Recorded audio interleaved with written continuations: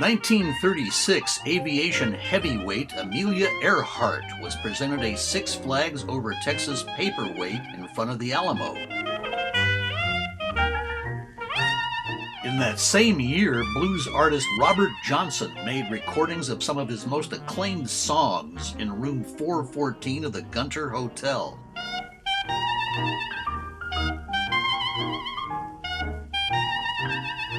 If the paths of these two celebrities had crossed, what music they could have made together.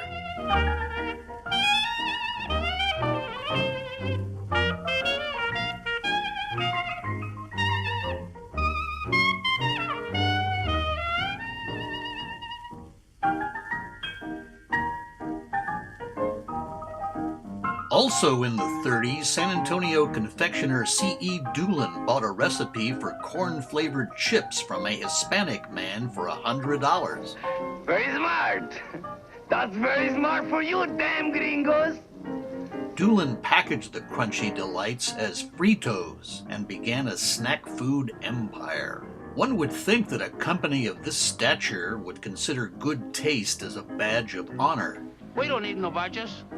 I don't have to show you any stinking badges.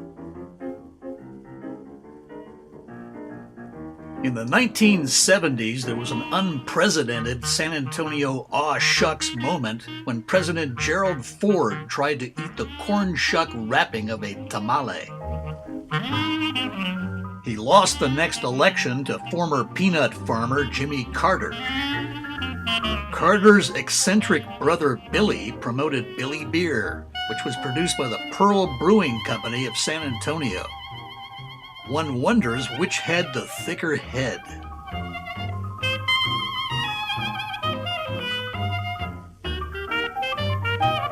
Jelly beans from San Antonio's Judson Candy Company were a favorite snack for Ronald Reagan. Perhaps a sugar rush caused him to give a State of the Union neener to congressional Democrats. 1 Adam 12, 1 Adam 12, a 415 man with a gun. 1 Adam 12, no warrant. Lincoln X-ray, item 483. 1 Adam 12. Murder and mayhem in San Antonio was regularly reported by Ken's TV5 news anchor Pat Boyette in the 1950s. In the early 1960s, Boyette produced several low-budget films. Unfortunately, watching Dungeon of Harrow is somewhat like rubbernecking at the scene of a traffic accident. After directing one episode of the TV series Adam 12, he received a priceless memento instead of a salary. The most highly acclaimed work of his career was as a comic book artist from the late 60s until his death in 2000. Like his comic book creations, Pat Boyette was a sublimely drawn character. In the 1970s, San Antonio's Chateau Dijon had two renowned residents. One was silent film star Pola Negri. The other was federal judge John Wood. In 1979, Wood was murdered by Charles Harrelson, father of actor Woody Harrelson. Pola Negri was no stranger to men with guns.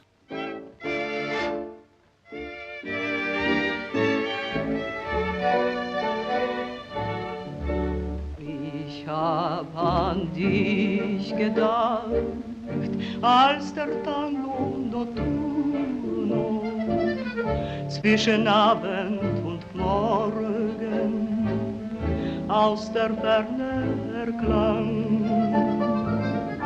Mein Herz ist aufgewacht, weil der Tango notturno